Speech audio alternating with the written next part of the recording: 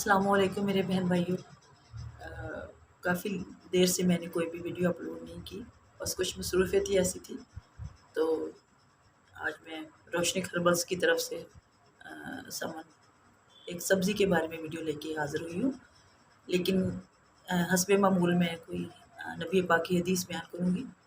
تو آج کی جو میں نے حدیث چوز کی ہے وہ یہ ہے کہ آپ سرکار نے فرمایا کہ مومن بندہ نہ زبان سے حملہ کرنے والا ہوتا ہے، نہ لعنت کرنے والا، اور نہ بدگو اور نہ ہی گالی بکنے والا۔ اللہ ہم سب کو اس حدیث مبارکہ پر عمل کرنے کی توفیق دے، آمین ثم آمین۔ تو چلیں اپنی ویڈیو کا سیکنڈ پارٹ شروع کرتے ہیں۔ تو اس کے متعلق میں اب آپ کو یہ بتانے والی ہوں کہ میں چند ریمیڈیز آپ کو بتاؤں گی جس سے آپ اس سے بہت فائدہ حاصل کریں گے۔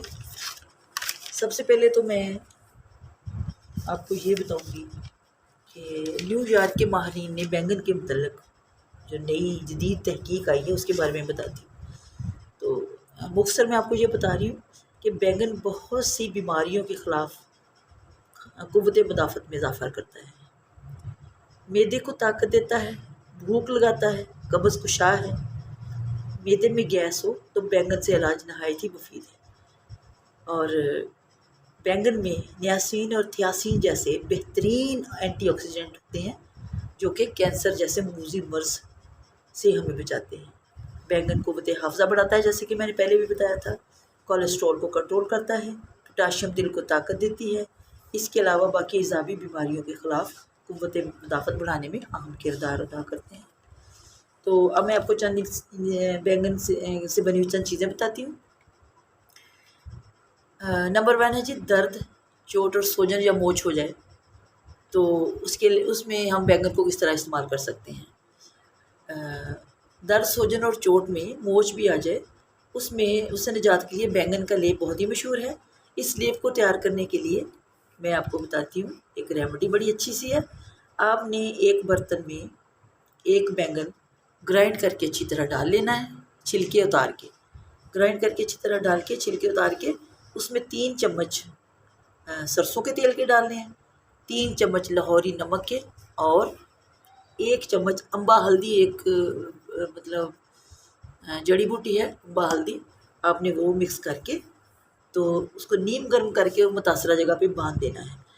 رات کو باندھیں تاکہ ساری رات بندھا رہے۔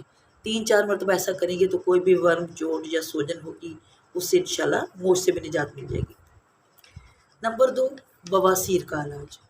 بواسیر کا مرض بہت ہی تکلیف دہ ہوتا ہے، اور اگر اس میں مسے بھی بنے ہوئے ہوں تو یہ تو تکلیف میں بہت زیادہ اضافہ کر دیتا ہے۔ مریض کہتے ہیں ہمیں ایسے لگتا ہے جیسے کسی نے لوہے کے کیل چپوئے ہوئے۔ تو بینگن بواسیر کے لیے بے حد مفید ہے۔ اس کے میں 2-3 چیزیں بتاتی ہوں جو بواسیری مسوں کے لیے ہیں۔ بینگن کا رس نکال کر مسوں پر ملیں تو یہ بے حد فائدہ دے گا۔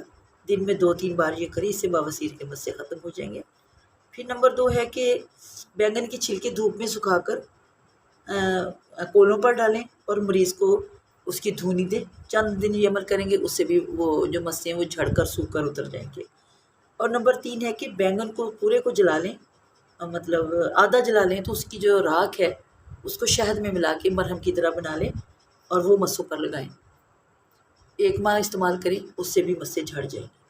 اب نمبر 3 ہے، یہ عام ریمیڈیز ہیں جو آپ گھر میں کر سکتے ہیں۔ خدا نخواستہ اگر کسی کو اس طرح کا کوئی مرض ہو، اللہ نہ کرے کسی کو اس طرح کوئی مرض ہو، جن لوگوں کو بلغم کی بہت زیادہ شکایت رہتی ہے، ان کے لیے بینگن کا استعمال بہت ہی مفید ہے۔ ایسے لوگوں کو بینگن کا بھرتا بنا کر کھانا چاہیے۔ بینگن بلغم کا دشمن ہوتا ہے اور جسم پورے سے یہ بلغم کو ختم کر دیتا ہے۔ اب میری جو بہنیں ہیں ان کو بھرتا بنانا تو آتا ہی ہے، اس کو پکڑ کے ڈنڈی سے تو چولہے میں پہلے اس کو تھوڑا سا گرم کرتے ہیں، اس سے اس کا چھلکا اتر جاتا ہے، بعد میں اس کو ذرا ٹھنڈا ہونے پر میش کر کے تو اس کا بھرتا بنایا جاتا ہے۔ تو تھوڑا سا دیسی گھی ڈال کر بنائے تو زیادہ بہتر بنے گا۔ پھر بعض لوگ کہتے ہیں کہ جی ہمارے ہاتھوں پیروں میں جلن بہت ہوتی ہے اور پھر ان کے ہاتھوں پیروں میں پسینہ بہت آتا ہے، تو ایسے لوگوں کے لیے بھی بینگن میں علاج ہے کہ وہ بینگن کا رس نکالیں، اپنے ہاتھوں اور پیروں پر لگائیں دن میں 2 سے 3 بار، اور ایسا کرنے سے انہیں بہت زیادہ فائدہ ملے گا اور افاقہ بھی ہوگا۔ تو میرے بہن بھائیوں، میرا خیال ہے اتنی سی ریمیڈیز ہی کافی ہیں، کیونکہ آپ ان کو سنیں اور یاد رکھیں اور اپنی زندگی کو مؤثر بنائیں۔ یعنی کہ ہمیں تقریباً ہر بات کا ہی پتہ ہونا چاہیے کہ اگر ہم فلاں سبزی استعمال کریں گے تو ہمیں اس سے یہ فائدہ ہوگا، اور ہمیں اس کو کس طرح کھانا چاہیے اور کس طرح نہیں کھانا چاہیے۔ بس اتنی سی بات کی ضرورت ہوتی ہے۔ یہ نہیں کہ چلیں وہ ہمیں اچھی لگ رہی سبزی وہ پکا لیں، وہ اچھی لگ رہی وہ پکا لیں۔ اور اگر ہم اپنے بچوں کو بھی بچپن سے ہی عادت ڈال دیں گے نا، مطلب شروع سے ہی، پھر بڑے ہو کے وہ ہم سے یہ نہیں کہیں گے کہ ہم یہ نہیں کھائیں گے وہ نہیں کھائیں گے۔ تو افادیت کے لحاظ سے سبزی کو پکائیں۔ اور ایک میں اور بڑی اہم بات کرنا چاہتی ہوں کہ بے موسمی سبزی مت پکایا کریں۔ یعنی دیکھیے گاجریں اور مٹر سارا گرمیاں ملتے رہیں، بے شک وہ اویلیبل ہیں، لیکن وہ یہ ان کا موسم نہیں ہے۔ باڈی میں اللہ تعالیٰ نے جو موسمی سبزی رکھی ہوتی ہے وہ ہماری باڈی کے لحاظ سے رکھی ہوتی ہے کہ اس موسم میں اس جسم میں اس چیز کی ضرورت ہے، اور اس موسم میں ہمارے جسم کو اس چیز کی ضرورت ہے۔ تو یہ قدرت کے قانون سے ٹکرانے کی ضرورت نہیں ہے۔ تو جو سبزی جس موسم کی ہو وہ بھرپور ہوتی ہے، اس کو استعمال کریں۔ اب میں آپ کو چند احتیاطی تدابیر جو ہے وہ بتا رہی ہوں کہ کن لوگوں کو اس استعمال کرنا چاہیے اور کن لوگوں کو اس کو استعمال نہیں کرنا چاہیے۔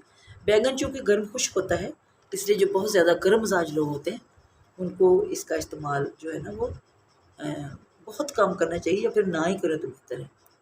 البتہ یہ ہے کہ اگر بیگن کا سالن ان کو پسند ہے تو ساتھ میں دہی یا پھر لسی کا استعمال کریں، اور سلاد کے اوپر سرکہ وغیرہ ڈال لیں۔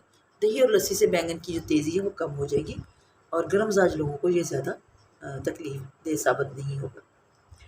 کوئی بھی چیز کتنی بھی فائدہ مند ہو، لیکن اس کی زیادتی جو ہوتی ہے نا اس کے فوائد کو نقصانات میں بدل دیتی ہے۔ تو پھر بیگن کا زیادہ استعمال بھی انسانی صحت کے لیے نقصان دہ ہو سکتا ہے۔ اور جن لوگوں کو نہیں کھانا چاہیے میں ان کے متعلق آپ کو بتاتی ہوں۔ جن لوگوں میں نیند کی کمی ہو ان کو بیگن استعمال نہیں کرنا چاہیے، اور جن لوگوں کو بواسیر ہو ان کو بھی یہ زیادہ نہیں کھانا چاہیے، اور جن لوگوں کے جسم میں خشکی ہو ان کو بھی بیگن استعمال نہیں کرنا چاہیے۔